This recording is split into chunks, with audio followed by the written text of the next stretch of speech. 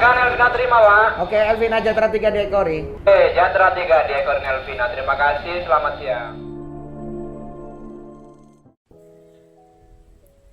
Assalamualaikum warahmatullahi wabarakatuh. Kami perwakilan dari kelompok 1 ingin membahas sedikit tentang perusahaan agensi kapal di Pelabuhan Merak, yaitu perusahaan Jembatan Nusantara. Di sini saya izin memperkenalkan diri, yaitu saya Gufril Armadanti dan ada rekan-rekan saya yaitu Ahmad Bayhaqi, Rizik Alwi, Zohanes Valentino Sinaga, dan Putri Ainia.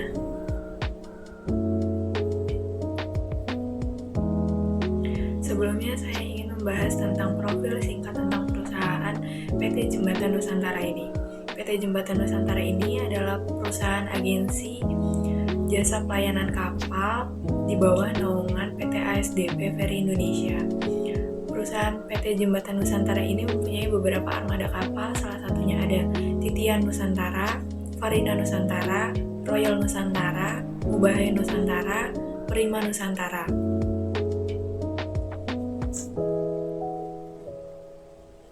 Selanjutnya juga saya akan membahas mengenai tenaga ahli dalam sumber daya yang ada di perusahaan PT Jembatan Nusantara ini. Yang pertama yaitu ada manajer dan ada divisi keuangan, divisi pemasaran, divisi sumber daya manusia atau SDM, dan ada beberapa awak kapal yang mengoperasikan kapal. Kapal ketika ingin berlayar harus benar-benar siap sehingga membutuhkan teknisi kapal agar kapal siap untuk beroperasi. Terdapat berbagai macam teknisi pada PT Jembatan Nusantara seperti teknisi AC, teknisi mesin, teknisi listrik, teknisi konstruksi, di mana setiap bidang memiliki teknisinya masing-masing. Awalnya, PT Jembatan Nusantara menggunakan strategi menarik perhatian pengunjung dengan memberikan layanan kopi gratis. Hal ini bertujuan untuk menarik minat calon pelanggan agar menggunakan jasa perusahaan. Namun, saat ini layanan kopi gratis tersebut sudah tidak ada. Fokus PT Jembatan Nusantara saat ini adalah peningkatan fasilitas yang baik dan bersih, sehingga pengunjung merasa nyaman saat menggunakan jasa perusahaan. Tidak seperti pesawat yang membedakan harga tiket tergantung pada musim liburan, lebaran, atau hari biasa. Harga tiket kapal tetap sama tanpa memperhatikan waktu. Misalnya, jika harganya 100.000, maka tetap 100.000, tanpa ada kenaikan saat terjadi lonjakan jumlah penumpang. Selain itu, harga tiket kapal ditetapkan oleh pemerintah dan agen hanya menjalankannya saja.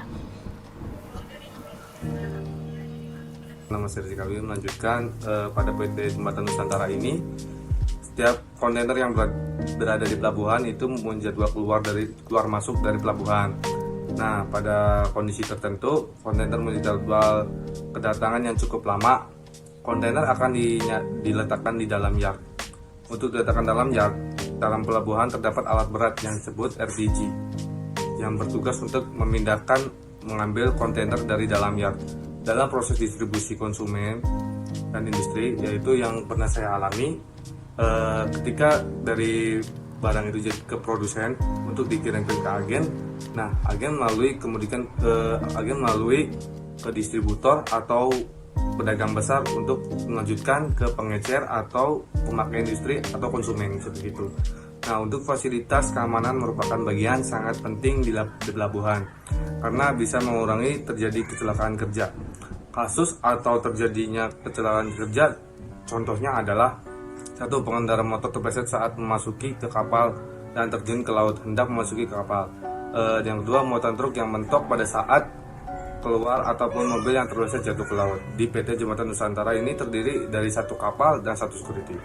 Untuk pemesanan tiketnya sendiri menerapkan prosedur pemesanan tiket terdapat beberapa proses, yaitu melalui aplikasi Verizi, website Verizi, dan melalui agen tiket terdekat untuk memesan tiket secara online. Saran saya lebih baik pesan sendiri ya, karena bisa saja ada tukang calo. Untuk dari customer service-nya dibutuhkan di mana saja dan memaksimalkan pelayanan penumpang sebaik mungkin, yaitu memberikan pelayanan terhadap penumpang sehingga mendapatkan nilai yang sangat baik. Pelayanan publik dengan indikator kesederhanaan, kepastian dan ketepatan waktu, keamanan dan kenyamanan, kedisiplinan, kesopanan dan keramahan, kelengkapan sarana dan prasarana serta tanggung jawab. Dilanjutkan oleh teman saya. Lalu keuntungan apa yang didapatkan oleh pelanggan melalui promosi? Yaitu pelanggan bisa mendapatkan cashback ketika melakukan pembelian tiket menggunakan jasa pelabuhan yang ada di Merak.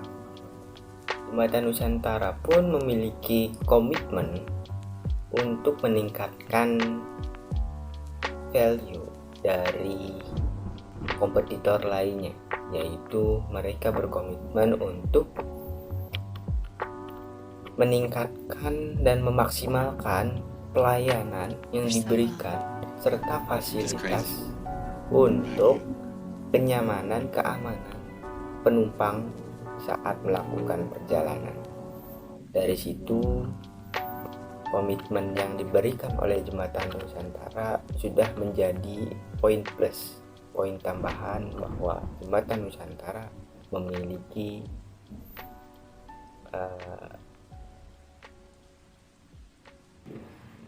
kelebihan yang berbeda dari kompetitor-kompetitor lainnya.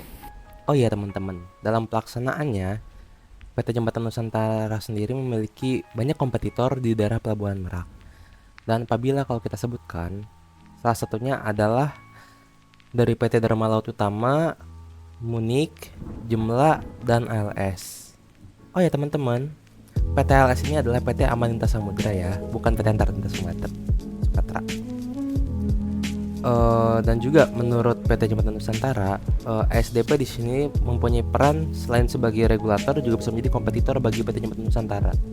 Mengapa disebut demikian? Karena PT ASDP sendiri juga mempunyai usaha di bidang kepelayaran, yaitu dia di dermaga eksekutifnya. Salah satu kapalnya adalah yang sering kita tahu adalah kapal Jatra.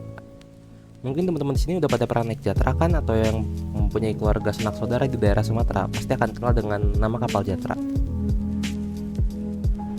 Dalam keunggulan di PT Jembatan Nusantara ialah yaitu adalah masalah buns-bunsan atau cashback yang dimaksimalkan kepada para agen-agen, dan juga PT Jembatan Nusantara memberikan fasilitas yang terbaik dalam menunjang kenyamanan serta keamanan dan keselamatan pelayaran.